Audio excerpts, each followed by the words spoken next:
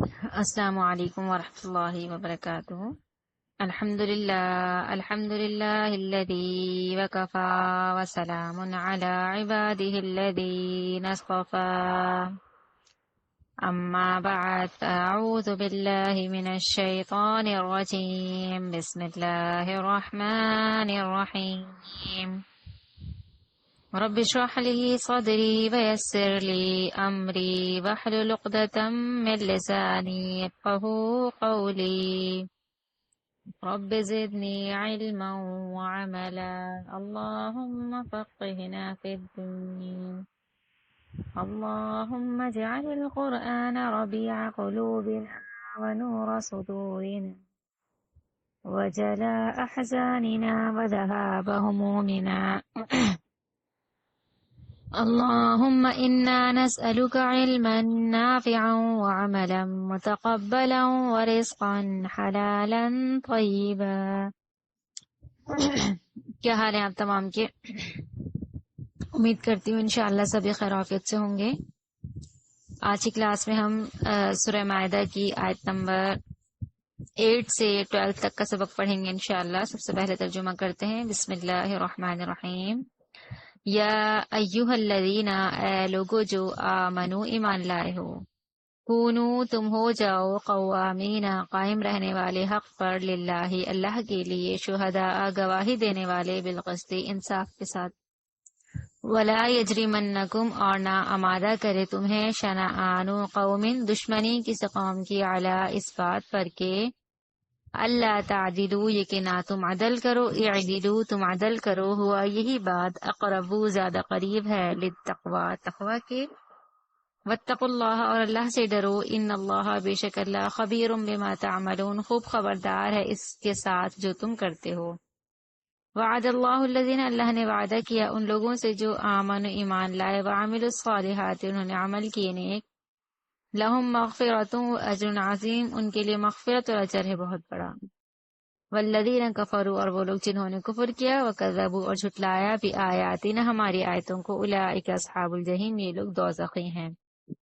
یا ایھا الذین اے لوگو جو آمنوا اذکروا نعمت اللہ اے لوگو جو ایمان لائے ہو یاد کرو اللہ کی نعمت، علیکم جو ہوئی تم پر، اذ ہما قوم جب ارادہ کیا تھا ایک قوم نے، ان یبسطوا یہ کہ وہ دراز کریں، الیکم تمہاری طرف، ایدیہم اپنے ہاتھ، فکفا تو اس نے روک دی، ایدیہم ان کے ہاتھ، عنکم تم سے، واتقوا اللہ اور اللہ سے ڈرو، وعلی اللہ فلیتوکل المؤمنون پس چاہیے کہ اور اللہ ہی پر پس چاہیے کہ توکل کریں ایمان والے۔ وَلَقَدْ أَخَذَ اللَّهُ البتہ تحقیق اللہ نے لیا، میثاق بنی اسرائیل عہد بنی اسرائیل سے، وبعثنا اور ہم نے مقرر کیے، منہم 12 نقیبا ان میں سے 12 سردار، وقال اللہ اللہ نے کہا، انی معکم بے شک میں تمہارے ساتھ ہوں، لئن اقمتم الصلاۃ البتہ اگر تم قائم رکھو گے نماز، وآتیتم الزکوٰۃ اور ادا کرو گے زکوٰۃ، وآمنتم اور ایمان لاؤ گے، برسولی میرے رسولوں کے ساتھ، وعزرتموہم ان کو تقویت پہنچاؤ گے، واقرضتم اللہ اور تم اللہ کو قرض دو گے، قرضا حسنا قرض حسن، لأکفرن عنکم سیئاتکم تو میں ضرور دور کر دوں گا تم سے تمہاری برائیاں، ولأدخلنکم جنات تجری اور میں ضرور داخل کروں گا تمہیں ایسے باغوں میں کہ چلتی ہیں، من تحتها الانہار ان کے نیچے نہریں، فمن کفر بس جس نے کفر کیا، بعد ذالک اس کے بعد، منکم تم میں سے، فقد ضل سواء السبیل تو تحقیق وہ بھٹک گیا سیدھی راہ سے۔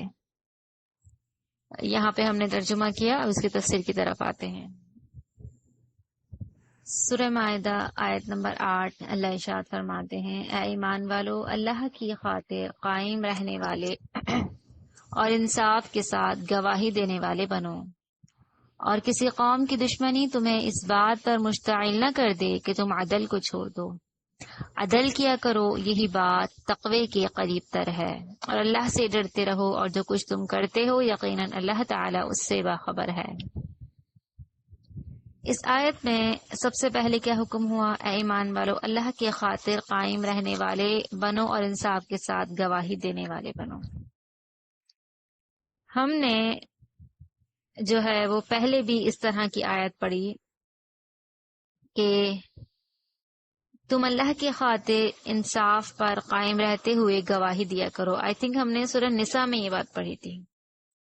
خواہ یہ گواہی تمہارے اپنے خلاف جا رہی ہو یا تمہارے والدین اور اقربا کے خلاف جا رہی ہو، اس میں تمہارا اپنا نقصان ہو رہا ہو، تمہارے والدین، تمہارے قریبی رشتہ دار، دوست، احباب کا نقصان ہو رہا ہو، لیکن کبھی بھی ایسا نہ کرنا کہ کسی کو بچانے کی خاطر تم جھوٹی گواہی دے دو. اللہ کی خاطر انصاف پر قائم رہتے ہوئے تم نے سچی گواہی دینی ہے. اب اللہ تعالیٰ اس آیت میں بھی ہمیں یہ سمجھا رہے ہیں کہ تم سابقہ دشمنیوں اور قبائلی عصبیتوں سے بالکل بے نیاز ہو کر انصاف کی گواہی دیا کرو. کسی شخص کی یا کسی قوم کی دشمنی تمہاری گواہی پر یا تمہارے عدل و انصاف پر ہرگز اثر انداز نہیں ہونی چاہیے. اس آیت کے شان نزول میں مفسرین نے متعدد واقعات بیان فرمائے ہیں. اب یہ بھی ہو سکتا ہے کہ ان سارے واقعات کے بعد ہی آیات نازل ہوں، کیونکہ ایک آیت کے نزول کے کئی اسباب اور عوامل بھی ہو سکتے ہیں.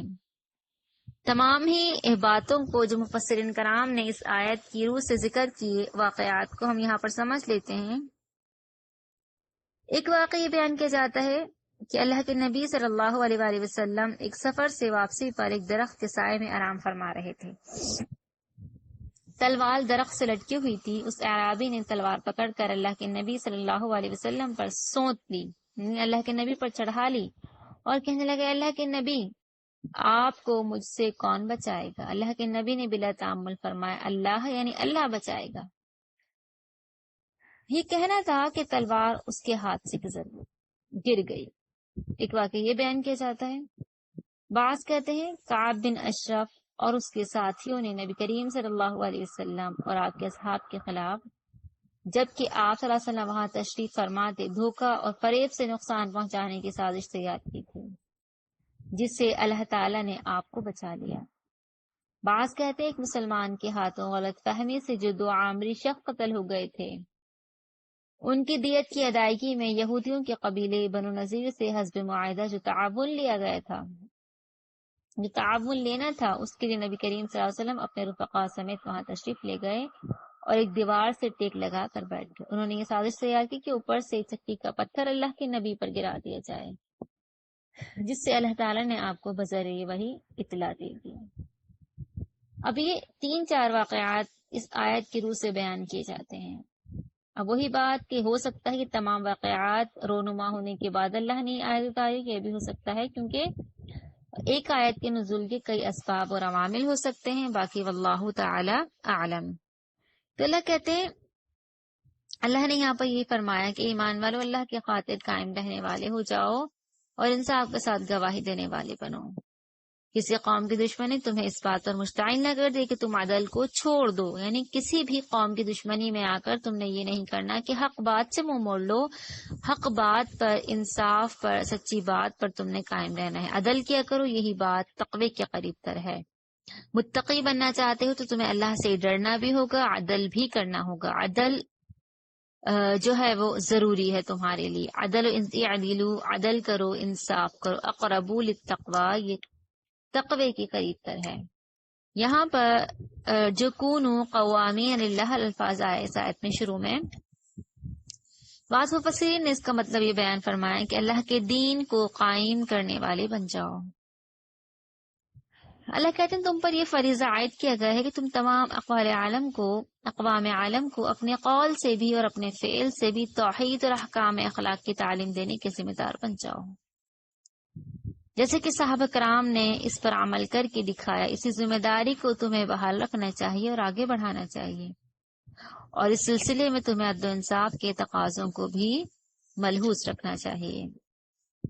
آگے فرمایا یہی بات تقوی کی قریب تر ہے اور اللہ سے ڈرتے رہو. جو کچھ تم کرتے ہو یقیناً اللہ تعالیٰ اس سے باخبر ہے. تمہیں اللہ سے ڈرنا ہے، اللہ تعالیٰ اس سے پوری طرح باخبر ہے. جو لوگ ایمان لائے اور نیک عمل کیے ان سے اللہ کا وعدہ ہے کہ ان کے لیے بخشش اور بہت بڑا اجر ہے. اللہ نے فرما دیا 2 طرح کے اعمال کا، ایک ایمان کا لانا، دوسرا اعمال صالحہ کا کرنا. اللہ نے 2 اعمال کرنے کا حکم دیا اس آیت میں، اور 2 ہی وعدے بھی دلا دیے، ایک مغفرت کا، دوسرے اجر عظیم کا۔ تم ایمان لے آؤ اور نیک عمل کر لو، اللہ کیا کریں گے؟ بخش بھی دیں گے، تمہارے گناہوں کو معاف بھی کر دیں گے، اور تمہیں بہت بڑا اجر بھی تمہیں اللہ عطا فرما دیں گے۔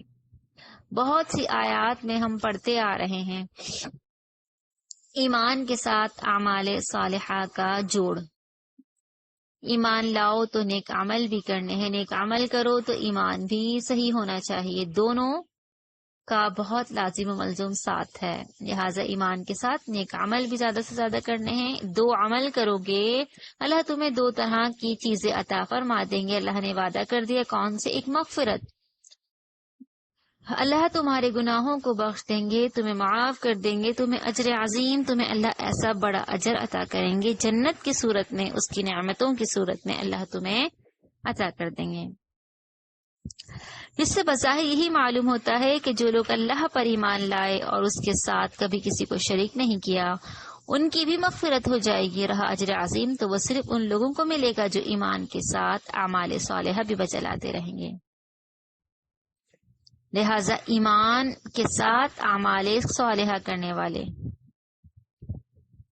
یعنی ایمان لے کر آئے، کبھی شرک نہیں کیا، فرمایا اللہ معاف کر دیں گے، لیکن اجر عظیم تر اجر، بڑا اجر جو مل رہا ہے وہ ایمان لا کر کے نیک اعمال کرنے والوں کو مل رہا ہے۔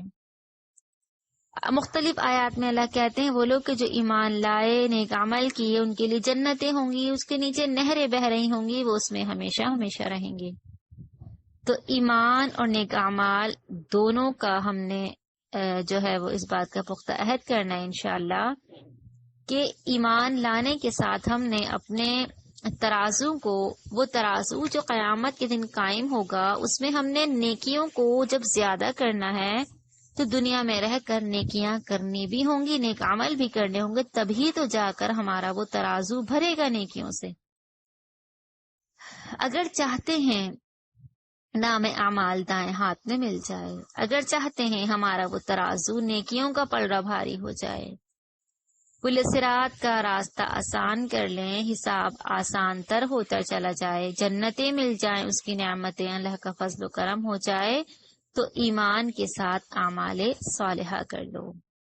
پھر اللہ نے کہا اور جن لوگوں نے کفر کیا اور ہماری آیتوں کو جھٹلایا تو ایسے ہی لوگ اہل دوزخ ہیں۔ اللہ نے بتا دیا کہ دیکھو ایمان لا کر کے عمل کرو گے تو جنت اور بخشش کو پالو گے، کفر کرو گے، ہماری آیات کو جھٹلاؤ گے، انکار کرو گے، منہ موڑ لو گے تو جان لو تمہارا ٹھکانہ اہل دوزخ میں ہوگا، تمہیں جہنم میں جلنا ہی پڑے گا۔ اللہم لا تجعلنا منہم۔ آگے فرمایا اے ایمان والو، اللہ کا وہ احسان بھی یاد کرو جو اس نے تم پر کیا جب مخالف قوم نے تم پر دست درازی کا ارادہ کیا تھا تو اللہ نے ان کے ہاتھوں کو تم پر اٹھنے سے روک دیا، اور اللہ سے ڈرتے رہو اور مومنوں کو اللہ ہی پر بھروسہ کرنا چاہیے۔ پہلا احسان تو اللہ تعالیٰ نے مسلمانوں پر یہ فرمایا کہ انہیں اسلام کی توفیق بخش دی اللہ نے، اور اسلام کی بدولت ان کی قبائلی عصبیتوں کا خاتمہ ہوا، لڑائیاں ختم ہو گئیں اور آپس میں تم بھائیوں کی طرح زندگی گزارنے لگے۔ دوسرا بڑا احسان یہ تھا کہ حدیبیہ کے مقام پر کافر یہ چاہتے تھے کہ تم پر حملہ آور ہو جائیں اور تمہیں صفائے ہستی سے ناپید کر دیں، لیکن اللہ نے ایسے حالات پیدا کر دی کہ وہ اپنا ارادہ پورا نہ کر سکے۔ جیسا کہ حدیث آتی ہے، سیدنا انس رضی اللہ تعالیٰ عنہ فرماتے ہیں اہل مکہ کے 80 آدمی مسلح ہو کر تنعیم پہاڑ کی جانب سے رسول اللہ صلی اللہ علیہ وسلم پر حملہ آور ہوئے۔ وہ یہ چاہتے تھے کہ آپ صلی اللہ علیہ وسلم اور آپ صلی اللہ علیہ وسلم کے اصحاب غافل ہوں تو حملہ کر دیں۔ اللہ کے نبی صلی اللہ علیہ وسلم نے انہیں پکڑ کر قید کر لیا، پھر انہیں چھوڑ دیا تو اللہ عز و جل نے یہ آیت نازل فرمائی۔ سیدنا سلمہ بن اکوا رضی اللہ تعالیٰ عنہ کہتے ہیں میرے چچا عامر نے قبیلہ عبلات کے ایک مقزز نامی شخص کو جو ایک جھول پڑے ہوئے گھوڑے پر سوار اور 70 مشرکوں کا ساتھی تھا گھیر کر اللہ کے نبی کے پاس لے آئے۔ آپ صلی اللہ علیہ وسلم نے ان مشرکوں کی طرف دیکھا، پھر فرمایا انہیں چھوڑ دو۔ گناہ کی ابتدا بھی انہوں نے کی اور تکرار بھی انہی سے ہوئی۔ اسی سلسلے میں اللہ تعالیٰ نے آیت نازل فرمائے۔ لہٰذا حدیث سے یہی معلوم ہوتا ہے کہ یہ آیت صلح حدیبیہ اسی کے گرد و بیش حالات کے متعلق نازل ہوئی ہے۔ لیکن پھر بھی دور نبوی میں کئی ایسے واقعات پیش ہوتے رہے کہ کبھی کفار نے جنگ کے ذریعے، کبھی یہودیوں نے سازشوں کے ذریعے سے اسلام کو ختم کر دینے کی کوششیں کی، پھر کبھی تو اللہ نے وحی کے ذریعے مسلمانوں کو دشمنوں کی سازشوں سے آگاہ کر دیا، اور کبھی اللہ نے ایسے حالات پیدا کر دیے کہ کافروں کو حملہ آور ہونے کی جرت ہی نہ ہو سکی۔ تو اللہ یہی کہتے ہیں، اے ایمان والو، اللہ کا وہ احسان یاد کرو جو اس نے تم پر کیا جب مخالف قوم نے تم پر دسترازی کا ارادہ کیا تھا، تو اللہ نے ان کے ہاتھوں کو تم پر اٹھنے سے روک دیا۔ اللہ سے ڈرتے رہو اور مومنوں کو اللہ ہی پر بھروسہ کرنا چاہیے۔ اللہ کہتے ہیں ذرا دیکھو، جب بھی کوئی سازش کرتا ہے کفار مکہ، یہودی، قریش وغیرہ، جو بھی تمہارے خلاف سازشیں کرتے ہیں، ہم وحی کے ذریعے سے تمہیں اطلاع دے دیتے ہیں، تمہیں بتا دیتے ہیں، یا پھر ایسے حالات پیدا کر دیتے ہیں کہ کافروں کو حملہ آور ہونے کی ضرورت ہی نہ ہو سکے۔ اللہ سے ڈرتے رہو، اللہ کے احسانات کو نہ بھولو، مومنوں تمہیں اللہ ہی پر بھروسہ کرنا چاہیے، سارا کا سارا توکل تمہارا اللہ ہی پر ہو۔ اپنی زندگی میں ہم نے جو بھروسہ کرنا ہے اللہ پر کرنا ہے۔ یا ایھا الذین آمنوا کا لفظ پہلے آیا، پھر اللہ تعالیٰ کہتے ہیں وعلی اللہ فلیتوکل المؤمنون، مومنوں کو اللہ ہی پر بھروسہ کرنا چاہیے۔ اللہ مومنوں سے، ایمان والوں سے مخاطب ہو کر کہہ رہے ہیں تم نے جو بھروسہ کرنا ہے وہ اللہ کی ذات پر کرنا ہے، تمہارا ٹرسٹ اللہ پر ہونا چاہیے، تمہارا یقین، تمہاری امیدیں سب کی سب اللہ سے وابستہ کر لو، اللہ سے رشتہ بنا لو، اللہ سے تعلق جوڑ لو، اور سارے معاملات اس کے سپرد کرتے ہوئے اس اللہ پر بھروسہ رکھو، اس کی ذات سے امید رکھو۔ آگے فرمایا اور اللہ نے بنی اسرائیل سے بھی پختہ عہد لیا تھا اور ان میں 12 سردار مقرر کیے، اور فرمایا میں تمہارے ساتھ ہوں اگر تم نے نماز کو قائم رکھا، زکوٰۃ ادا کرتے رہے، اور میرے رسولوں پر ایمان لا کر ان کی مدد کرتے رہے، اور اللہ کے بندوں کو قرض حسنہ دیتے رہے، تو میں یقیناً تمہاری برائیاں تم سے ظاہر کر دوں گا، اور ایسے باغات میں داخل کروں گا جن کے نیچے نہریں بہہ رہی ہیں۔ پھر اس کے بعد بھی اگر تم میں سے کسی نے کفر کیا، وہ سیدھی راہ سے بھٹک گیا۔ اب اللہ کیا کہتے ہیں کہ اللہ نے بنی اسرائیل سے بھی پختہ عہد لیا تھا اور ان میں 12 سردار مقرر کیے۔ یہاں پر لفظ آیا نقیب، کہ بنی اسرائیل کے 12 نقیب تھے، 12 سردار۔ نقیب کے معنی ہوتے ہیں نگرانی اور تفتیش کرنے والا۔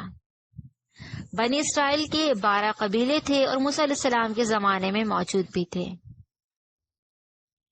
بنی اسرائیل نے جب موسیٰ علیہ السلام سے پانی کا مطالبہ کیا تو اللہ تعالیٰ نے موسیٰ علیہ السلام کو حکم دیا کہ فلاں پتھر پر اپنا عصا مارو تو 12 چشمے پھوٹ پڑیں گے۔ چنانچہ ایسا ہی ہوا اور ہر قبیلے نے اپنا اپنا چشمہ یا پانی پینے کی جگہ پہچان لی اور اس پر قابل ہو گئے۔ انہی 12 قبائل میں سے ہر قبیلے سے ایک ایک نقیب مقرر کیا گیا، جس کا کام یہ تھا کہ وہ لوگوں کے اخلاق و کردار کی نگرانی کرے اور انہیں بے دینی اور بد اخلاقی سے بچانے کی کوشش کرتا رہے۔ اب اللہ تعالیٰ کا یہ وعدہ معیت 4 باتوں سے مشروط تھا۔ انہیں کرنا کیا ہوگا؟ بنی اسرائیل کو نماز قائم کرتے رہنا ہے، زکوٰۃ ادا کرنی ہے، بعد میں جو رسول مبعوث ہوں ان پر بھی ایمان لائیں اور ان کی جان اور مال سے بھی مدد کریں، اور لوگوں کو قرض حسنہ دیتے رہیں۔ 4 باتوں کا اللہ نے یہاں پر حکم دیا۔ گویا جو ذمہ داری ان نقیبوں پر ڈالی گئی تھی ان میں سے مذکورہ 4 کام سب سے اہم تھے، جو بھی ہم نے پڑھے: نماز کا قائم کرنا، زکوٰۃ ادا کرنا، بعد میں جو رسول مبعوث ہوئے ان پر بھی ایمان لائیں اور ان کی جان و مال سے بھی مدد کریں اور لوگوں کو قرض حسنہ دیں۔ اور ان سے عہد یہ تھا کہ اگر وہ ذمہ داری پوری کرتے رہیں گے تو یقیناً اللہ ان کے ساتھ ہوگا اور ان کے ہر معاملے میں اللہ مدد فرما دے گا۔ اللہ نے فرمایا اور اللہ کے بندوں کو قرض حسنہ دیتے رہو، میں یقیناً تمہاری برائیاں تم سے ظاہر کر دوں گا۔ حکم ہوا کہ اب یہاں پر فرمایا تمہاری برائیاں تم سے دور کر دوں گا۔ برائیاں دور کرنے کے 2 مطلب ہو سکتے ہیں۔ ایک یہ کہ جو شخص نیکی کے ان تمام کاموں کو جو بھی ہم نے تذکرہ فرمائے 4 ان بڑے بڑے کاموں میں لگا رہے گا تو اللہ کہتے ہیں تو اس کا ذہن برائیوں کی طرف منتقل ہوتا ہی نہیں اور وہ برائیوں سے بچا رہتا، برائیاں اس سے دور رہتی ہیں۔ دوسرا یہ کہ اگر ان سے کچھ برائیاں سرزد ہو بھی جائیں تو وہ ایسی بڑی بڑی نیکیوں کے تلے دب جاتی ہیں اور اللہ تعالیٰ ان پر گرفت ہی نہیں فرماتے۔ سبحان اللہ۔ اللہ نے کیا فرما دیا، تم یہ کام کرو، یعنی یہ 4 چیزیں کر لینے سے اللہ کہتے ہیں تم برائیوں سے خود بخود بچنا شروع ہو جاؤ گے۔ ان الصلاۃ تنہی عن الفحشاء والمنکر، نماز تو خود انسان کو برائی اور بے حیائی کے کاموں سے روکتی ہے۔ اللہ کہتے ہیں تم یہ کام کرنے لگو گے، نماز کو قائم کرو گے، زکوٰۃ کو ادا کرتے رہو گے، بعد میں جو رب رسول مبعوث ہوں ان پر ایمان بھی لاؤ گے اور ان کی جان اور مال سے مدد بھی کرو گے، لوگوں کو قرض حسنہ بھی دیتے رہو گے تو اللہ کیا کریں گے، خود بخود تمہیں برائیوں سے بچائیں گے۔ اللہ کہتے ہیں تم منتقل ہو ہی نہیں پاؤ گے، تمہارا ذہن اس طرف جائے گا ہی نہیں کہ تم گناہ کرو وہ برائیوں سے بچا رہتا ہے، برائیاں اس سے دور ہو جاتی ہیں۔ اللہ کا کرم دیکھیے، اللہ کہتے ہیں دوسرا، اگر ان سے کوئی برائیاں سرزد ہو بھی جائیں تو ان کی اتنی بڑی بڑی نیکیاں ہوتی ہیں، اللہ کہتے ہیں بڑی نیکیوں کے تلے وہ دب جاتی ہیں اور اللہ تعالیٰ ان پر گرفت ہی نہیں فرماتے۔ اللہ ہمارے بھی گناہوں کو بخش دیجئے، اللہ تمام چھوٹے بڑے گناہوں کو اللہ ہماری نیکیوں تلے دبا دیجئے گا، اللہ ان پر ہمارا مواخذہ نہ کیجئے گا۔ اللہ ہم انسان ہیں، گناہ گار ہیں، خطا کار ہیں، ہماری تمام چھوٹی بڑی گناہوں کو پوشیدہ ظاہری اللہ سبھی کو معاف فرما دیجئے۔ اللہ کہتے ہیں اور ایسے باغات میں داخل کروں گا جن کے نیچے نہریں جا رہی ہیں، پھر اس کے بعد بھی اگر تم میں سے کسی نے کفر کیا وہ سیدھی راہ سے بھٹک گیا۔ یہاں پر سوا السبیل کا لفظ آیا، سوا السبیل سے مراد وہ راہ ہے جو متوازن، معتدل اور افراط اور تفریط سے بالکل پاک ہے، کیونکہ یہ وہ راہ ہے جو اس علیم اور حکیم ہستی کی طرف سے بتائی ہوئی جو تمام حقائق سے پوری طرح واقف ہے۔ اللہ نے کہا وہ سیدھی راہ سے بھٹک جائے گا جس نے کفر کیا۔ سیدھی راہ کون سی ہے؟ سیدھی راہ وہ ہے جو سیدھی، سچی، متوازن اور معتدل ہے، جو اللہ نے ہمیں بتائی ہے، اور سب انسان اس اللہ کی نظروں میں برابر ہیں۔ یہ کسی انسان کی بتائی ہوئی راہ نہیں ہے، یہ تو اللہ کی راہ ہے جو سیدھی راہ ہے، سوا السبیل جسے کہتے ہیں، جس پر اس کے اپنے جذبات، وطن اور قوم کی محبت یا دوسری معاشی اور معاشرتی عوامل اثر انداز ہو جاتے ہیں، اور وہ ایسی معتدل، متوازن اور افراط و تفریط سے پاک راہ کا سراغ لگا بھی نہیں سکتا۔ یہ اللہ کی خاص مہربانی ہے کہ اس نے خود ہی انسانوں کو یہ راہ بتا دی کہ جس سے انہیں اس دنیا میں بھی اس راستے کی تلاش کے لیے کوئی پریشانی لاحق نہیں ہوگی، اور آخرت میں بھی وہ کامرانیوں سے ہمکنار ہو جائیں گے۔ دنیا اور آخرت کی بھلائیاں چاہتے ہو، کامرانیاں چاہتے ہو، کامیابیاں چاہتے ہو تو سوا السبیل پر نکل چلو، اس راہ پر جو سیدھی ہے، جو متوازن ہے، جو معتدل ہے، جو تمام شک و شبے، افراط و تفریط سے پاک ہے۔ وہ راہ کون سی راہ ہے؟ وہ اللہ کی راہ ہے، اللہ کی بتائی ہوئی ہدایت کی راہ ہے۔ یہ وہ راہ ہے، وہ قرآن و سنت ہے جس کا ہمیں حکم دیا جاتا ہے، اس کو مضبوطی سے تھام لو، کبھی گمراہ نہ ہوگے۔ اس سیدھی راہ کی تلاش ہم نے کرنی ہے کہ وہ آیا راہ کون سی ہے۔ ہم جو عمل کر رہے ہیں کیا یہ شریعت میں موجود ہیں بھی یا نہیں؟ ہم جو عمل کر رہے ہیں کہیں آبا اور اجداد کی تقلید میں تو نہیں کر رہے کہ ہمارے آبا و اجداد اس طرح کرتے رہے تو ہم ایسا ہی کریں گے؟ نہیں، ہم نے عمل شریعت کے مطابق کرنا ہے، تبھی ہم سوا السبیل کی راہ کو پا سکیں گے جو سیدھی، سچی، رب تعالی کی بتائی ہوئی راہ ہے۔ اللہ کہتے ہیں اللہ نیچے ان کے نہریں بھی جاری کر دیں گے، اس کے بعد اگر تم کفر کرو گے تو سیدھی، وہ سمجھ لو سیدھی راہ سے بھٹک گیا۔ باغات چاہیے، جنتیں چاہیے تو سوا السبیل پر نکل پڑو، سوا السبیل سے بھٹک جاؤ گے سوا السبیل کی راہ سے دور ہوئے تو بھٹک جاؤ گے، اور اگر بھٹک جاؤ گے تو جہنم تمہارا مقدر بن جائے گی۔ تمہیں بھٹکنا نہیں، تمہیں سیدھی راہوں پر نکلنا ہے جو سیدھی، سچی، متوازن، معتدل ہیں۔ افراط و تفریط اور شک و شبے سے پاک وہ راستہ ہے، اور وہ اللہ کا راستہ ہے، اس کے رسول کا بتایا ہوا راستہ ہے۔ تم اس راستے پر چل پڑو، مضبوطی سے قرآن و حدیث کو تھام لو، قرآن و حدیث سے اس راہ کو تلاش کرو۔ اب سوال یہ پیدا ہوتا ہے کہ ہم سوا السبیل جانیں گے کیسے، کہ وہ سیدھا راستہ کون سا ہے، وہ کون سا سیدھا راستہ ہے کہ اگر ہم اس سے ہٹ گئے تو ہم بھٹک جائیں گے، ہم گمراہ ہو جائیں گے۔ اس کے لیے ہم نے قرآن و حدیث کا مطالعہ کرنا ہوگا۔ قرآن خود ہماری ہر جگہ پر رہنمائی کر رہا ہوتا ہے، ہمیں بتا رہا ہوتا ہے کہاں ہمیں کون سا طریقہ اختیار کرنا ہے۔ ہر معاملے میں وہ قرآن ہماری رہنمائی کر رہا ہوتا ہے۔ تو سوا السبیل کو پانا ہے تو اللہ کے بتائے ہوئے راستوں پر نکل پڑو۔ صحابہ کرام جس طریقے پڑھتے، اللہ کے نبی جس طریقے پڑھتے، صحابہ کرام جو طرز عمل اختیار کیا کرتے تھے اللہ کے نبی کی سنت کے مطابق، وہ کام ہم نے بھی کرنے ہوں گے، تبھی ہم سوا السبیل کی راہ کو پہنچ سکیں گے۔ اللہ تعالی مجھ پر اور آپ تمام پر رحم فرمائے۔ یہاں پر ہماری ان آیات کا ترجمہ ہو گیا، تفسیر ہو گیا الحمدللہ۔ اللہ نے چاہا زندگی رہی تو پھر ملتے ہیں۔ آپ سب اپنا خاص خیال رکھیے گا، دعا میں یاد رکھیے گا۔ اللہ حافظ۔ سبحانک اللہم و بحمدک، نشہد ان لا الہ الا انت، نستغفرک و نتوب الیک۔ وصلی اللہ تعالی علی خیر خلقہ محمد و آلہ و صحبہ اجمعین برحمتک یا ارحم الراحمین۔ السلام علیکم ورحمۃ اللہ وبرکاتہ۔